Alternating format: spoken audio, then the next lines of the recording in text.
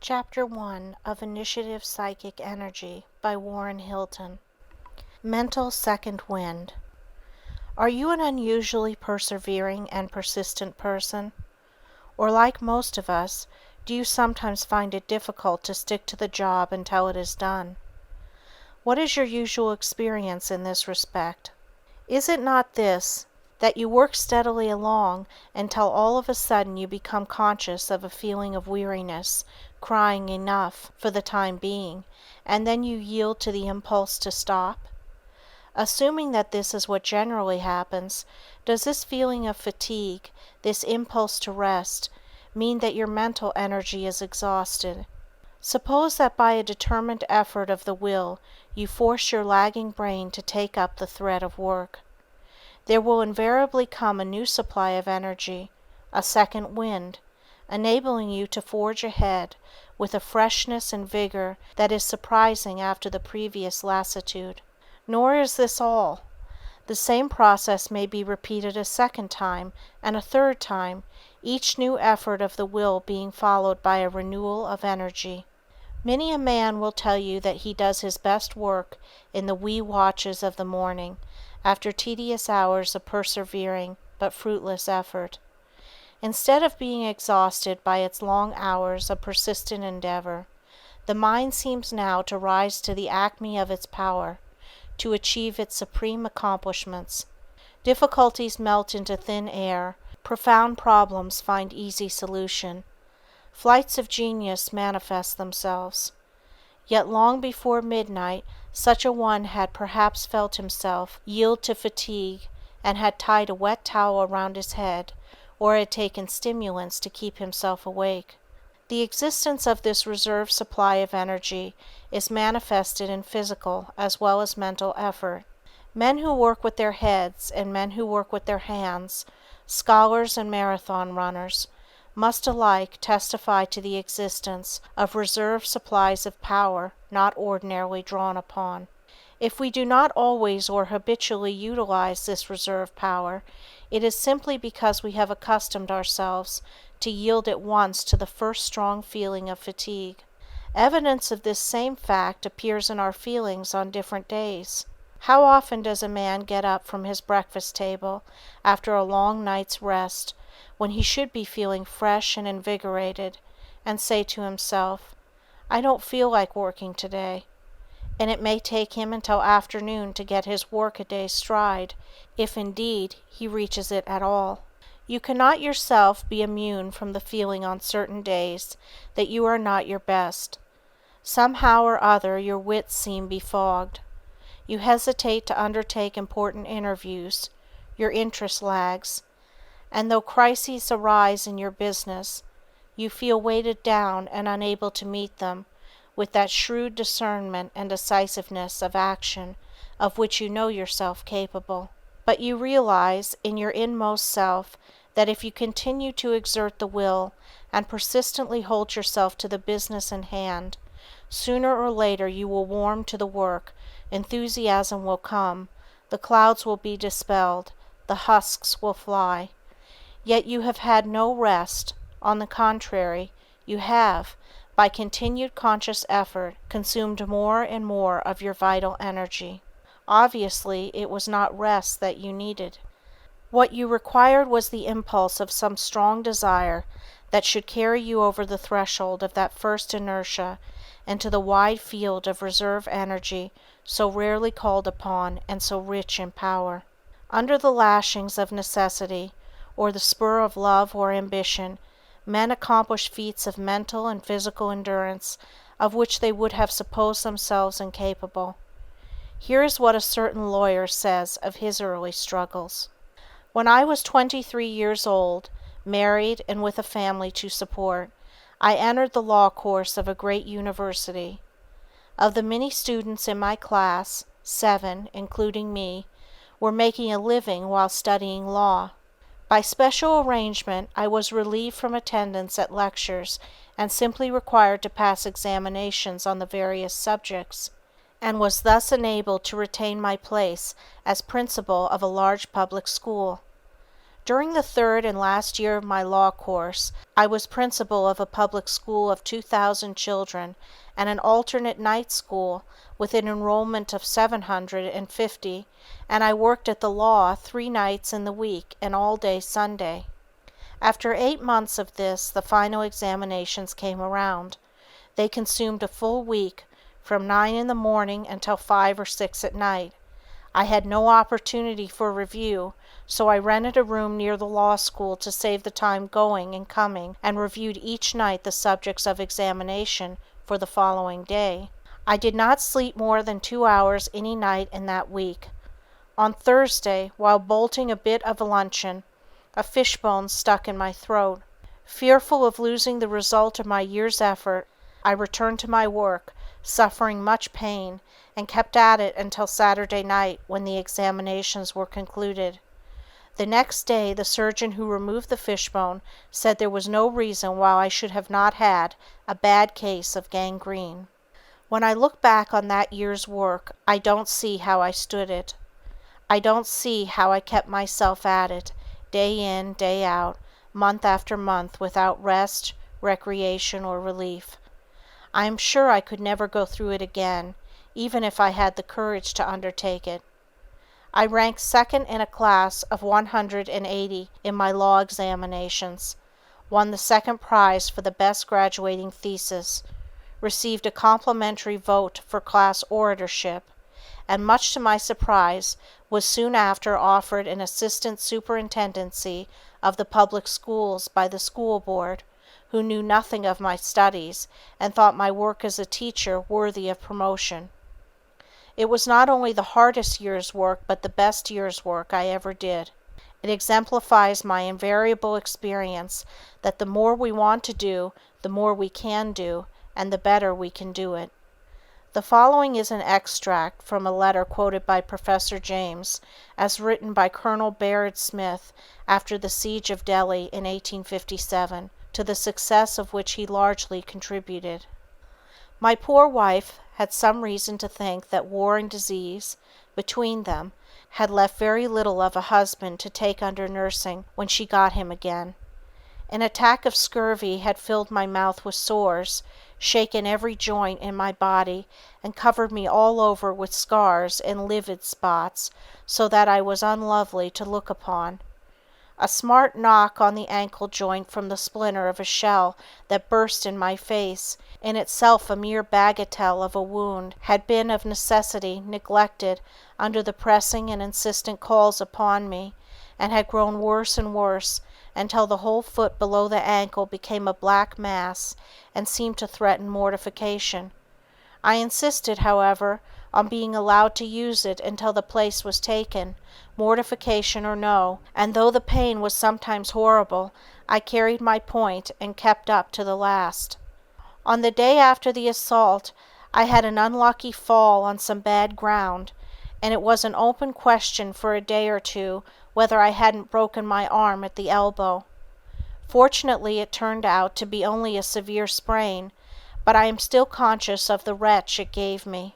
To crown the whole pleasant catalogue, I was worn to a shadow by a constant diarrhea, and consumed as much opium as would have done credit to my father-in-law, Thomas de Quincey. However, thank God, I have a good share of tapelism in me, and come out strong under difficulties. I think I may confidently say that no man ever saw me out of heart, or ever heard a complaining word from me, even when our prospects were gloomiest. We were sadly crippled by cholera, and it was almost appalling to me to find out of 25 officers I could only muster 15 for the operations of the attack. However, it was done, and after it was done came the collapse. Don't be horrified when I tell you that for the whole of the actual siege, and in truth for some little time before, I almost lived on brandy. Appetite for food I had none, and I forced myself to eat just sufficient to sustain life, and I had an incessant craving for brandy, as the strongest stimulant I could get. Strange to say, I was quite unconscious of its affecting me in the slightest degree. The excitement of the work was so great that no lesser one seemed to have any chance against it, and I certainly never found my intellect clearer or my nerves stronger in my life. Such is the profound resourcefulness and enduring power of the human mind. Chapter 2. Reserves of Power. Stored up energy not in use has been given a name by scientific men. They call it potential energy. In this way it is distinguished from kinetic or circulating energy, by which is meant energy that is at work. For example, a ton of coal in the bin contains a certain amount of potential energy, which is capable of being converted into kinetic energy by combustion. You have a vast amount of potential energy over and above what you actually use. You have formed the habit of giving up trying a thing as soon as you have spent the usual amount of effort on it, and this without regard to whether or not you have accomplished anything. While we all have the power of sustained mental activity, not 1 in 10,000 of us holds to the top pace. Worse still, even such mental energy as we do consume is dispersed and scattered over a multitude of trivial interests instead of being focused upon some one pursuing aim. We intend to show you how you can lose yourself in your work with an absorbing passion, and how you can at any time make special requisition upon your hidden stores of potential energy and draw new supplies of power that will sweep you on to your goal. More than anything else, it is the ability to do this that lifts the great men of the race above the common run of mortals. It is this that distinguishes genius from mediocrity. The master man transforms his vast stores of reserve or potential energy into circulating or kinetic energy. His work glows with living fire.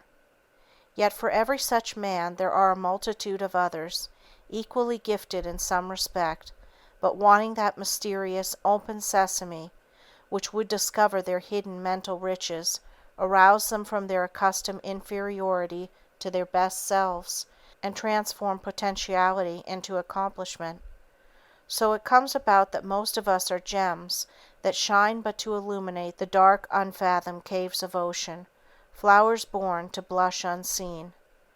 Take an illustration of the way in which this reserve or potential energy is transformed into circulating or kinetic energy. Suppose that you are a countryman and come to live in a large city. The speed with which we do things, our habits of quick decision, the whirlwind of activities of the busy man in town, appall you. You cannot see how we live through it. A day in the business district fills you with terror. The tumult and danger make it seem like a permanent earthquake. But settle down to work here, and in a year you will have caught the pulse beat. You will vibrate to the city's rhythm, and if only you make good in your work, you will enjoy the strain and hurry, you will keep pace with the best of us, and you will get more out of yourself in a day in the city than you ever did in a week on the farm. This change in degree of mental activity does not necessarily mean that you are making more of a success of life. Your activities may be ill-directed, your newfound powers may be misspent and dissipated. But you are mentally more alert, your mental forces have been stimulated by the stirring environment.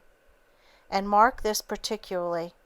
A number of mental pictures will pass across the screen of your consciousness today in the same time that one mental image formerly required. Now you have learned that with every idea catalogued in memory, there is wrapped up and stowed away an associated feeling tone, and an associated impulse to some particular muscular action. Assuming this, you must at once see that here is an explanation of your newfound energy. Your quickened step, your newfound decisiveness of action, your more observant eye, your clear-cut speech instead of the former drawling utterance, your livelier manner, your freshened enthusiasm and enjoyment of life, all of these are but manifestations of a quickened intelligence. They are the working out through the motor paths of mental impulses to muscular action.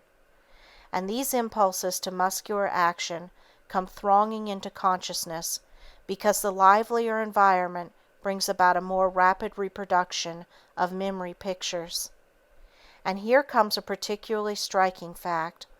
One would naturally suppose that the more energy a man consumed and the faster he lived, the more quickly his vitality would be exhausted and the shorter his life would be. As a matter of fact, by the divine beneficence of Providence, your organism is so ordered as to adapt itself within certain wide limits to the demands made upon it. You may call into play all the stored up resources of your being and still not stake everything upon a single throw, for the supply of mental energy is as inexhaustible as the reservoir of all past experience, while the supply of physical energy involved in brain and nerve activity is, like the immortal liver of Prometheus, renewed as fast as depleted.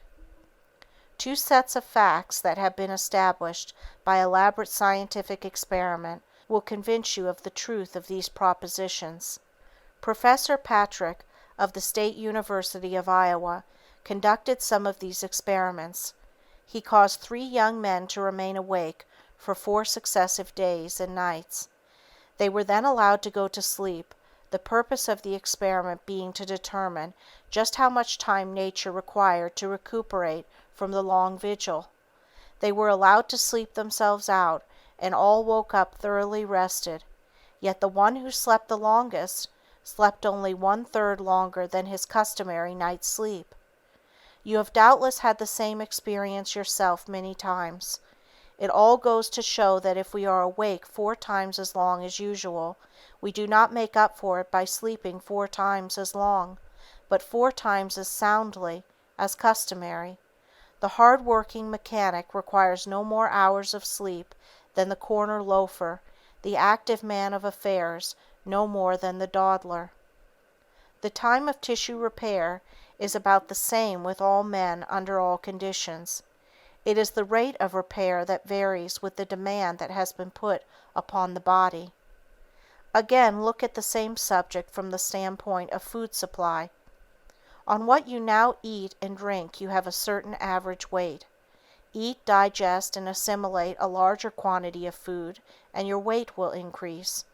This increase will be greatest at the start, and will gradually slow up until you shall have reached the point beyond which you can gain no more. Given the same hygienic conditions that you have been accustomed to, you will maintain yourself at the increased weight on the increased food supply. Now all this involves clearly enough a greatly increased rate of activity on the part of bodily organs of assimilation and repair. It is a situation on all fours with that of the countryman whose rate of brain activity has been stimulated by an increased mental demand. No man will maintain that better, more nourishing, and more liberal food rations, transformed into increased bodily tissue, with a consequent greater weight and greater muscle strength, would result in a loss of vitality or the shortening of a man's life.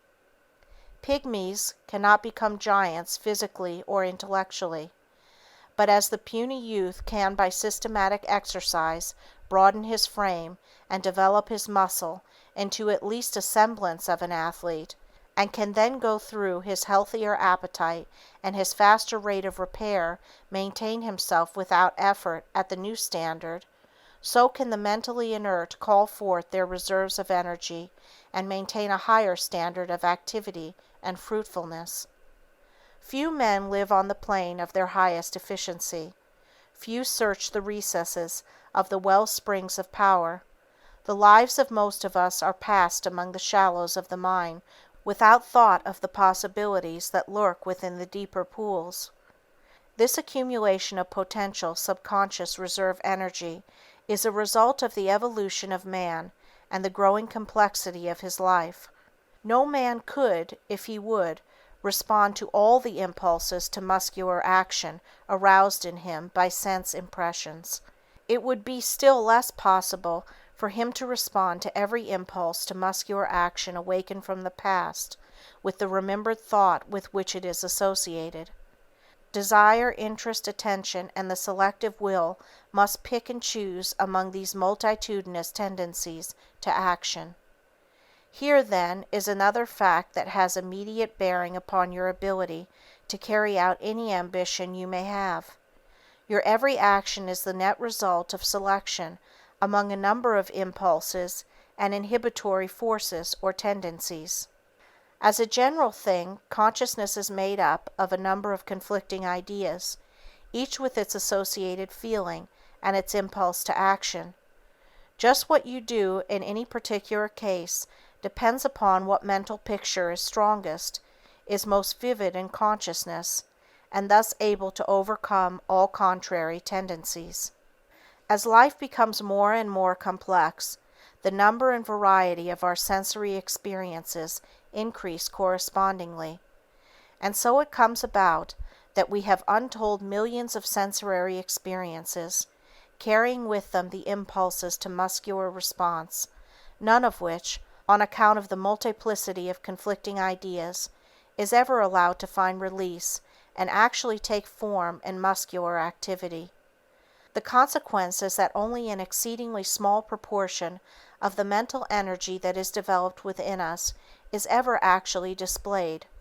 The rest is somehow and somewhere locked up behind the inhibitory threshold. It is stored away in subconsciousness with the sensory experiences of the past with which it is associated. Quoting Mr. Waldo P. Warren, "Much of the strength within men is hidden, awaiting an occasion to reveal it." The head of a department in a great manufacturing concern severed his connection with the firm, his work falling upon a young man of 25 years. The young man rose to the occasion and in a very short time was conceded to be the stronger executive of the two. He had been with the concern for several years and was regarded as a bright fellow, but his marked success was a surprise to all who knew him, even to himself. The fact is, the young man had that ability all the time and didn't know it, and his employers didn't know it. He might have been doing greater things all along if there had been the occasion to reveal his strength. Do your employers and superior officers in business realize how much of this hidden strength there is in your men? Perhaps a word from you, giving certain men more scope, would liberate that ability for the development of both your business and your men. Do you workers know your own strength? Are you working up to your capacity? Or are you accepting the limits which the circumstances place about you? Initiative Psychic Energy by Warren Hilton. Chapter 3. The Initiative Energy of Success. In such instances as we have recounted, men have found that persistent effort along certain lines has had the effect of making presently available what would otherwise be simply unused storage batteries of reserve power. What was the source and inspiration for this persistent effort? You will say that it was ambition or patriotism or some similar semi-emotional influence, and so it was. But what is ambition? What is patriotism? What is any desire but a picturing to the mind's eye of the things desired, an awakening of a mental image of the result to be attained, the reward that is to follow certain efforts? And these mental pictures coming into consciousness have brought with them their associated emotions and their associated impulses to muscular action, impulses appropriate to the picture and automatically tending to work its realization. These impulses constitute the whole of man's achieving power. They are the initiative energy of all success. When you are affected with doubt and fear, timidity and lack of confidence, this means that your mental inhibitions are too numerous, too high, or too strong. Remove them and access is had to the latent energy of accumulated and creative thought complexes. You will then become buoyant, cheerful, overflowing with enthusiasm, and ready for a fresh, definite, active part in life. Ideas, then, when latent, may be considered as possessing an energizing influence. The same idea does not necessarily have the same effect upon the same persons at different times. What its effect may be at any time or with any individual depends upon the makeup of the consciousness in which it finds itself. The setting of consciousness may be entirely different upon the present appearance of the particular idea from what it was on the occasion when this same idea last appeared. Yesterday there may have been present no conflicting tendencies, and this particular idea may therefore have been allowed free and joyous expression. Today other thoughts may be in the ascendancy, so that we look upon the idea of yesterday with a feeling of revulsion. The thought that aroused new energy in you yesterday may then sicken you at your task today. The thought that stirs the soul of a vigorous man may shock the sensibilities of a delicate woman. Yet there are some ideas to which all men in varying degrees seem alike to respond. How often in battle have the failing spirits of an army been revived by the appearance of the leader shouting his battle cry and waving his shining sword! How often have men been roused to heights of heroic achievement by the strains of martial music! How often have troops spent with exhaustion responded to the call of such simple phrases as "the flag," "our country," "liberty," or such songs as the Marseillaise, "God Save the King," "Dixie." These phrases are but the signs of ideas, yet the sounding of these phrases has summoned these ideas into consciousness, and the summoning of these ideas into consciousness has placed undreamed of and immeasurable foot-pounds of energy on the hair-trigger of action. And so it is with you.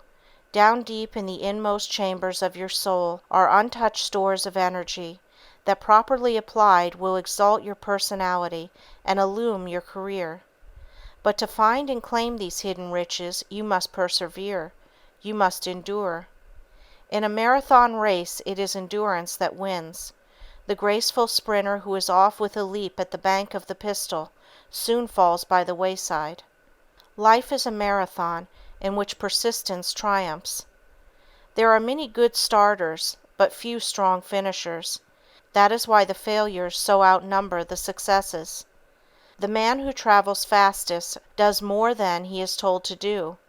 To merely comply with a fixed routine is to fall short of one's duty. The progressive man adds to the work of today his preparation for the work of tomorrow. He delights in attempting more and more difficult tasks, because in every task he sets himself he sees a step forward in the development of his own abilities. He loves his work more than he loves his pay, and he delves deeper than the exigencies of the moment require, because he craves the power to do more. Most men start with enthusiasm. No hours are too long, no task too difficult, but soon they tire, and lacking willpower to persist, they succumb to the lure of distracting interests.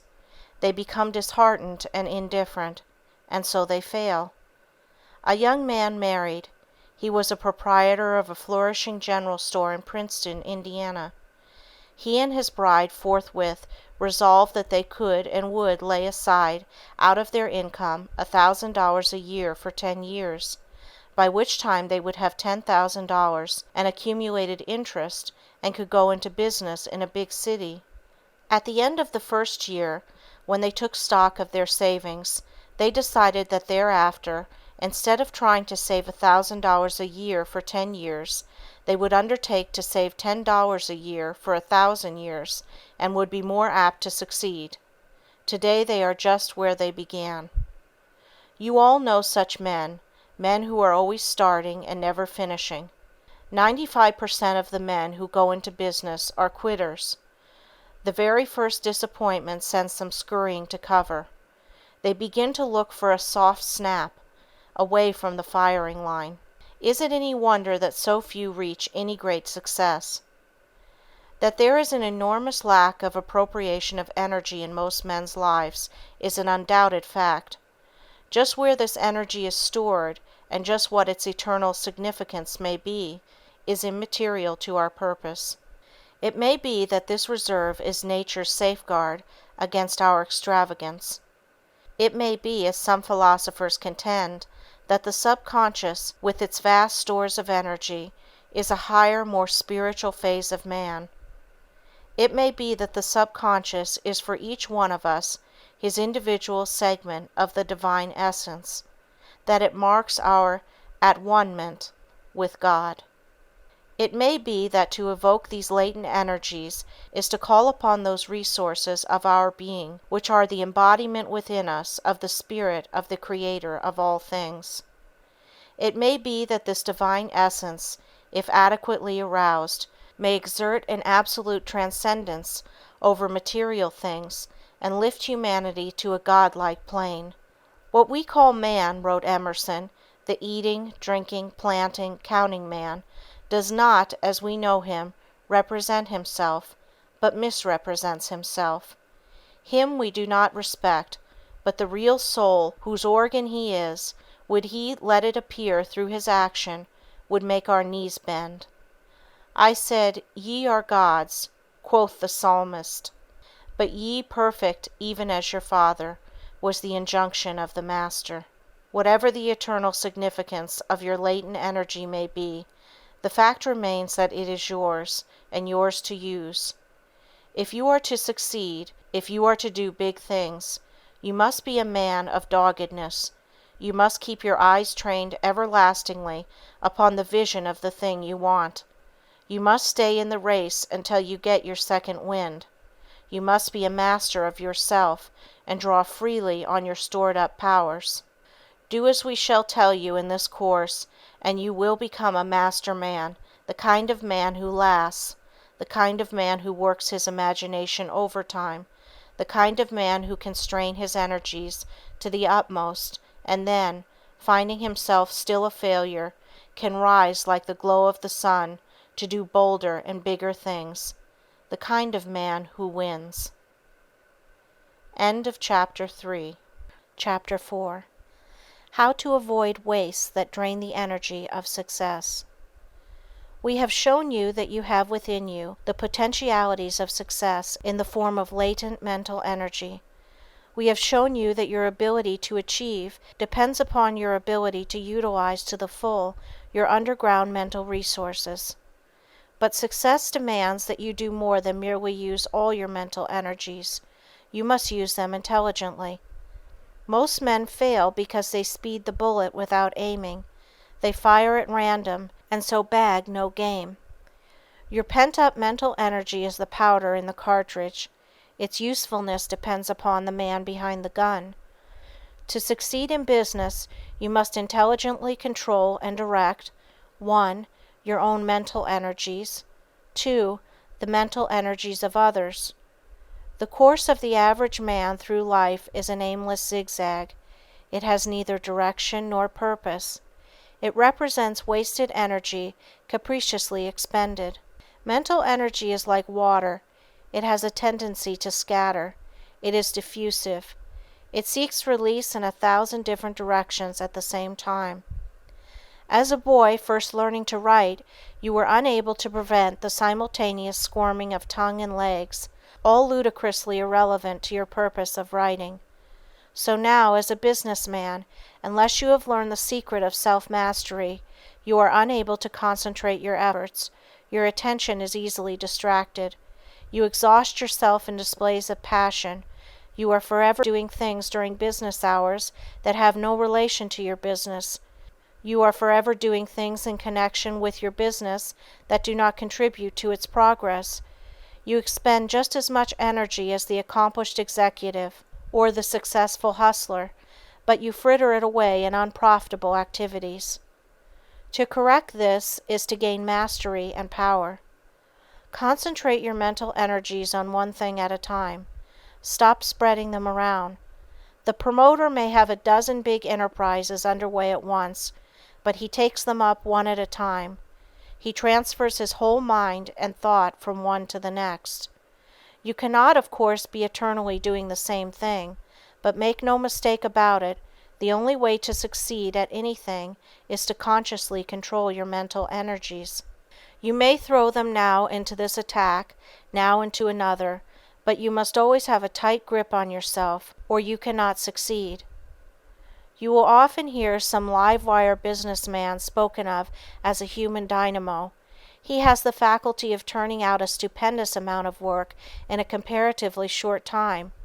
How he can carry in his mind the details of so many large projects, how he can accomplish so much in actual, tangible results in many directions, how he can pull the strings of so many enterprises without getting lost in a maze of detail, is the marvel of his associates.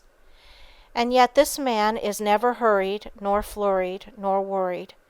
But every word and every act is straight to the point and productive of results worthwhile. A cool brain is the reverse of a hot box. It carries the business of the day along with a steady drive, and is invariably the mark of the big man. The man who dispatches his work quietly, promptly, and efficiently, with no trace of fuss and flurry, is a big man. It is not the hurrying, clattering, chattering individual who turns off the most work. He may imagine he is getting over a lot of track, but he wastes far more than the necessary amount of steam in doing it. The fable of the hare and the tortoise would not be a bad primer for a number of us, and the lesson relearned would not only be beneficial in a business-producing way, but it would help us in the full enjoyment of our work. Progress in mental efficiency must result from the application of knowledge of the mental machine. Just as we watch the steam engine and the electric motor to see that they are not overloaded, so we must watch the mental machine, that no more power be turned on than can be profitably employed. This principle has already been applied to physical labor by Mr. Frederick W. Taylor in his groundbreaking studies in scientific management.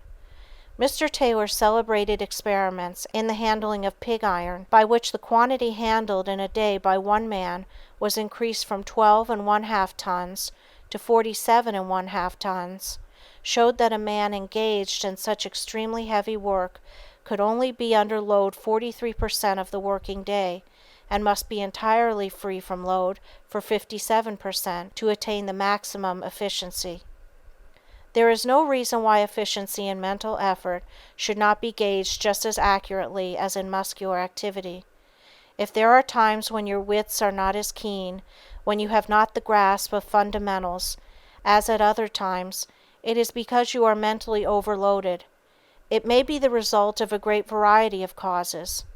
It may be from too many hours of continuous mental effort, but the probabilities are that it is the result of vexation, worry, dissipation, or allowing the mind to be burdened with the strain of vicious, or at least irrelevant and distracting, impulses and desires, and so efficiency is lost.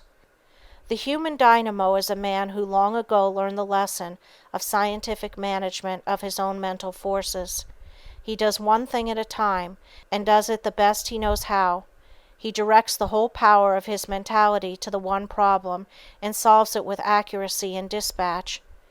There is no more of a load on his gray matter than there is on that of the fretting, fuming, finger-biting fritterer, but every pound of steam is spent in useful work. Look at the victim of St. Vitus's dance. There you have an illustration of wasted energy. And it is mental energy, for every muscular movement represents the release of thought power. The mental lives of most men are equally aimless. They are lives of ceaseless activity producing nothing. Sometimes it happens that a man is not working to advantage because of some defect in his physical makeup. He may have defective vision or some peculiarity of hearing that renders him unable to respond as quickly as he should to the demands made upon him. If these defects are ascertained, it is usually a simple matter to correct the defects by mechanical means, or readjust the relative duties of different persons so that the defects will be minimized. Where large numbers of people are employed, it is comparatively easy to use tests for discovering defects of sight or hearing by simple apparatus without requiring the services of a high-priced expert.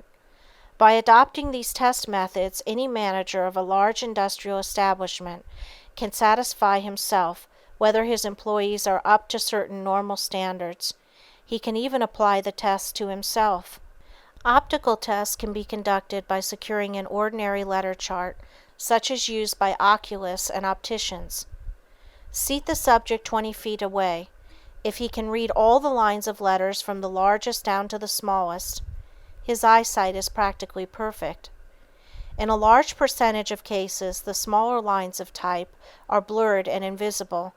To detect the cause and degree of defects of the eyes, it is necessary to try out the eyes by using a trial spectacle frame and inserting detached lenses before the right eye and the left eye alternatively. One of the most common forms of defective vision is astigmatism.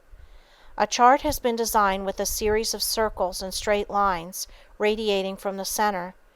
If the subject is astigmatic, he will see some of the straight lines distinctly, while others will be blurred.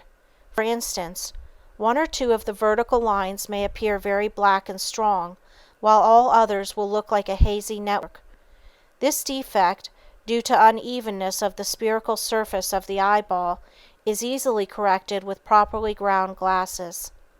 Defects in hearing can be easily determined by means of an acoumeter. This little instrument measures the acuteness of the hearing very accurately by means of shot dropped from varying heights upon strips of glass, copper, and cardboard.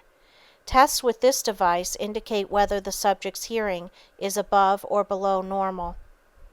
Stop wasting your energy. Heretofore you have used your powers in a more or less haphazard way, with a vast amount of waste and no efficient direction. From now on you are to exercise more intelligence in this respect, and make all your energies contribute to your business progress and your personal success. You are losing power in fruitless outward activities. You are losing power in the thinking of useless thoughts. You cannot stop the ceaseless activity of the mind, but you can conserve its forces by directing them into channels that are worthwhile. You are losing power in a turmoil of inward mental strains and inharmonies. Catch yourself at some moment when you are forging ahead in a crowded day's work. You will then see what an inner whirlwind of excitement is in progress, what stresses and strains are at work, what contrary impulses, what frictions and obstacles are being overcome. Now to the engineer every one of these words, friction, obstacle, strain, spells loss of efficiency, and in this course we shall teach you how you may do away with antagonistic impulses, may bring your combined mental forces to bear upon the common enemy, and may hurl yourself into the struggle of business and practical life with a joyful and headlong impetuosity that no obstacle can withstand. Professor Walter Dill Scott of Northwestern University has said, "In studying the lives of contemporary businessmen, two facts stand out preeminently. The first is that their labors have brought about results that to most of us would have seemed impossible. Such men appear as giants in comparison with whom ordinary men sink to the size of pygmies. The second fact, which a study of successful businessmen or any class of successful men reveals, is that they never seem rushed for time. Such men have time to devote to objects in no way connected with their business. It cannot be regarded as accidental that this characteristic of mind is found so commonly among successful men during the years of their most fruitful labor. According to the American ideal, the man who is sure to succeed is the one who is continuously keyed up to concert pitch, who is ever alert and is always giving attention to his business or profession." And again, it is not necessarily true that the greatest and most constant display of energy accompanies the greatest presence of energy. The tugboat on the river is constantly blowing off steam and making a tremendous display of energy, while the ocean liner proceeds on its way without noise and without commotion. The man who frets and fumes, who is nervous and excited, is strung up to such a pitch that energy is being dissipated in all directions. Many business men know that they are going at a pace that kills, and at the same time they feel that they are accomplishing too little. For such the pertinent question is, how may I reduce the expenditure of energy without reducing the efficiency of my labor? One of the busiest and most efficient men in England is quoted as having explained his own accomplishment of big results with the least expenditure of effort. By organizing myself to run smoothly, as well as my business, by schooling myself to keep cool and to do what I have to do without expending more nervous energy on the task than necessary, by avoiding all needless friction. In consequence, when I finish my day's work, I feel nearly as fresh as when I started. The late Professor James of Harvard University, often referred to as the founder of modern psychology, spoke thus disparagingly of untrained effort. Your convulsive worker breaks down and has bad moods so often that you never know where he may be when you most need his help. He may be having one of his bad days. We say that so many of our fellow countrymen collapse and have to be sent abroad to rest their nerves because they work so hard. I suspect that this is an immense mistake. I suspect that neither the nature nor the amount of our work is accountable for the frequency and the severity of our breakdowns, but that their cause lies rather in those absurd feelings of hurry and having no time, in the breathlessness and tension, that anxiety of feature and solicitude for results, that lack of inner harmony and ease, in short, by which with us the work is apt to be accomplished. The fact is that to be a truly busy man you must never be in a hurry. You must work systematically. You must economize effort. You must permit no distractions and do your work leisurely. You must take time to think things over in a natural way. You must waste no thoughts in business hours on social or pleasurable pursuits that would dissipate your mental capital. You must work when you work, and you must play when you play, but your business must be the most fascinating of games, and the only one you play during business hours. Another thing you need is poise. One trouble with you now is that you waste your priceless powers in useless anxiety. The minute business falls off, you begin to worry. You fritter your mental energies in fretting until you are incapable of real thought, and being unable to think your way out, you get excited. Remember, it is all just a game, and you are in it only for the fun of the thing. You will never win out if you persist in tearing your hair. Before he crossed the Rubicon, Julius Caesar was staggered at the greatness of the undertaking before him. The more he reflected and took counsel of his friends, the greater loomed the difficulties of the attempt, and the more appalling the calamities his passage of that river would bring upon the Roman world. But when at last, with the cry, "The die is cast," he plunged into the river, there was an end for him to his mental dissension, a freedom to plan and execute, an expansion of courage and power. So it will be with you. With doubt and uncertainty, the pressure may be high in the gauge, but the engine does not move. Make up your mind, and you release energies previously wasted in conflicts between opposing thought complexes struggling for supremacy. A fine illustration of this is shown in the religious experience known as conversion. To the convert, conversion means the profound acceptance of a mighty spiritual truth. It means positive knowledge taking the place of doubt or indifference. Conflicting ideas are no longer present in his consciousness. Pent-up energies are released. He wants to do things. His soul is fired with overmastering impulses to action. He wants to go forth and preach the gospel of his faith. He is lifted to a high plane of exhilaration. He experiences the peace that passeth understanding. Christian Science, truth, the New Thought, and similar movements all achieve their really marvelous results in much the same way. All proclaim doctrines of exuberant optimism, having a tendency to banish fear thoughts and self-consciousness and self-deprecation, and to set up in their stead ideas of courage and of achievement and of individual power. If these teachings are successful, that is to say, if they inherently possess the right appeal for the particular individual, They have the happy effect of begetting a stoical indifference to petty physical disorders and social vexations, and bringing about a concentration upon the main business of life of the mental energies thus previously wasted. Decide the matter that is troubling you. Make an end of hesitation and uncertainty and fear. Your very act of decision will release large stores of pent-up mental power and add immeasurably to your effectiveness. So long as you are in doubt and perplexity, conflicting ideas and impulses balance each other. You are not then a man of action, you are a wavering coward. You are afflicted with paralysis of will and mental stagnation. Decide the matter, that is to say, let one mental picture assume a greater vividness than the other until it possesses your soul, and forthwith the banked fires of your mental energy will burst into flame. Another thing, stop wasting your time. How much time do you spend in rest and relaxation? How much should you spend? Can you answer these questions accurately?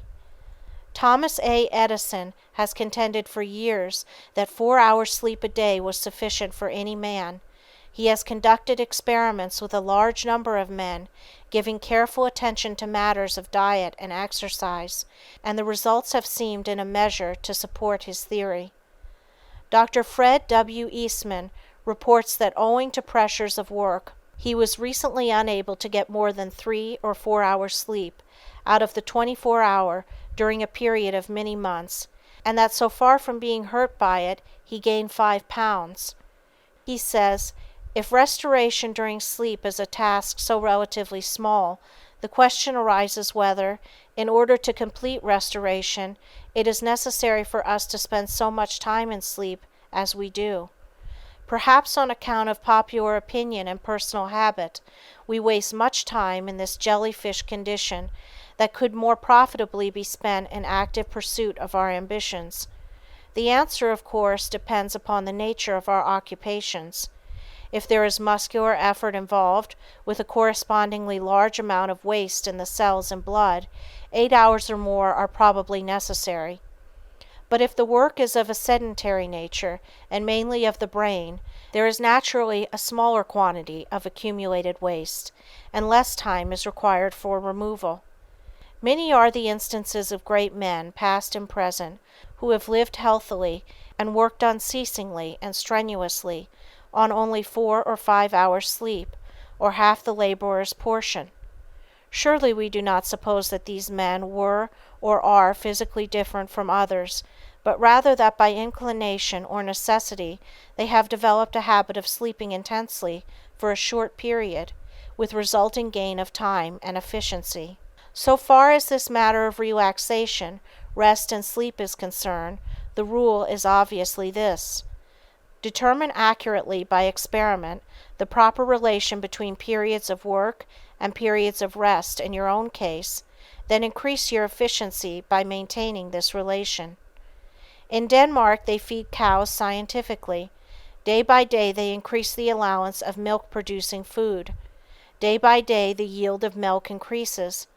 At last there comes a day when measurement shows that there is no longer any increase in the production of milk. They then decrease the food till the output of milk diminishes, so they determine the normal. So with you and your hours of work and leisure, give more and more time to your business each day until there comes an impairment in the quality of your work. Stop short of this. You have found your norm of efficiency. End of Chapter 4. Chapter 5. The Secret of Mental Efficiency.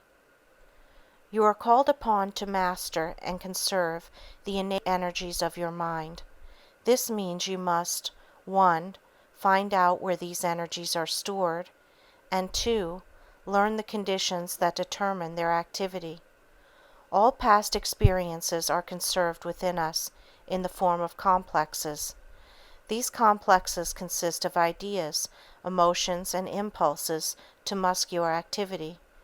By the primary law of association, the recall to consciousness of any one of these component elements of a complex brings with it all the rest. For example, The ideas pertaining to any terrifying experience, when recalled to consciousness, bring with them the trembling, the wildly beating heart, the shaking knees, with which they were originally accompanied. The victim of stage fright feels his knees give way and that he is sinking to the floor, his heart beats tumultuously, cold perspiration covers his body, he blushes, his mouth is dry, and his voice sticks in his throat. Afterwards, alone in his room, the memory of that dreadful moment, the thought of another appearance before that audience, will be accompanied by the same physiological effects. Every such bodily movement is an expression of energy. The recall to consciousness of the terrifying experience, the recall of the picture of the assembled audience, these things automatically produce bodily activities. So we must conclude that every idea in memory has associated with it the potential energy necessary for the production of muscular movement. It does not necessarily follow that the recall to consciousness of a given idea will be invariably followed by an outwardly visible muscular activity expressive of its energy. Just the mere presence of an idea in consciousness tends to bring about a movement, so the presence of a contrary idea will tend to inhibit it. Try to imagine that you are bending your forefinger. At the same time hold it straight. Your finger will actually tremble with the dammed up energy of the repressed impulse. But the finger will not actually move, because the idea of its not moving is just as much a part of your consciousness as the idea of its moving.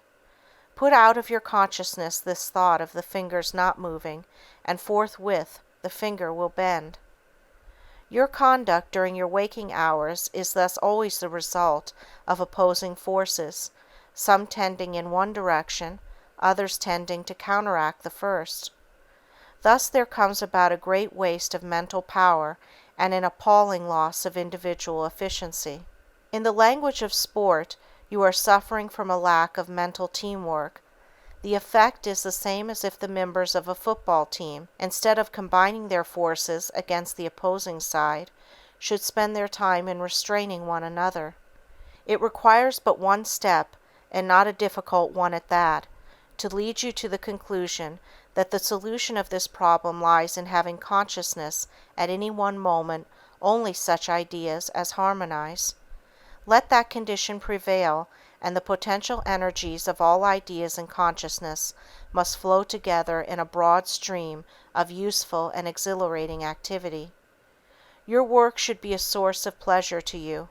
If it is simply a disagreeable task that has to be performed, if it is a daily grind, if you have to hold yourself to it by unremitting effort of the will, you are no better than a rusty engine, and all your workings will be accompanied by jars, frictions, and complaining squeaks that bespeak a positively wicked loss of power.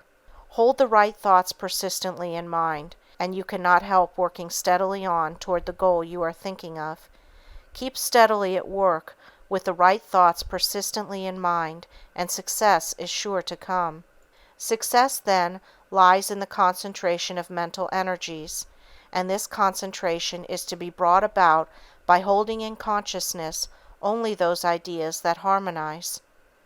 There must be the greatest discrimination and care used in the selection of these ideas that are to constitute such a coordinating consciousness. There must be a re-imaging or imagination in a literal and practical sense of those ideas only that carry with them impulses to motion in the same general direction. You must have a set purpose in life, and you must yield your powers without hindrance and without reservation to the accomplishment of that set purpose. 1. You must exercise deliberate, patient, and persistent watchfulness to detect and repress all useless bodily movements. You have all sorts of silly habits, twitchings, jerkings, itchings, winkings, shrugs, frowns, coughs, snifflings, and odd and meaningless gestures. Watch yourself. Do these things no more. Save your eyes and ears and hands and nerves, all your mental energy, for useful effort. 2. You must give yourself, mind and body, to one thing at a time, disregarding all that would lure you from your chosen task. 3. You must acquire a self-conscious sense of your own self-mastery. It will help you to acquire this feeling if you will continually assert, "I can and will accomplish anything that I am determined upon. I have the power of will. I will accomplish this thing. I will." Make these assertions with all the force and intensity of your whole being until you are pervaded with a sense of your own power. Do this faithfully, and in time this courageous and manly attitude will become an inherent part of your personality. 4. You must have confidence. And when we say confidence, we do not mean a purely intellectual conviction. We mean a profoundly emotional faith.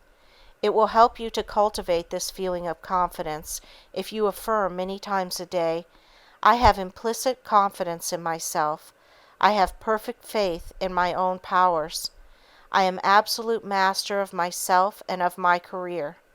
Practice affirmations of this kind persistently, and in time your mind will have permanently acquired the habit of facing the facts of life in the way essential to success. 5. You must exert a favorable influence upon the mental attitude of those about you.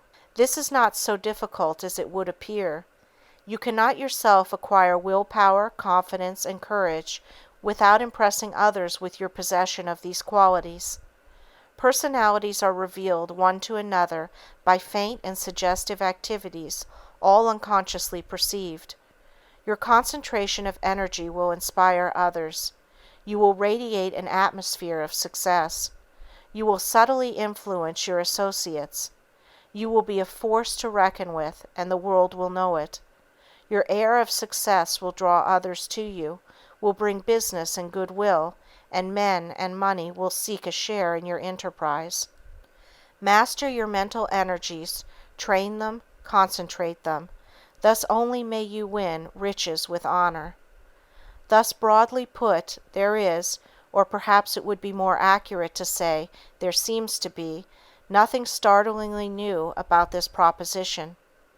The world has always realized that singleness of purpose, concentration of effort, is essential to success.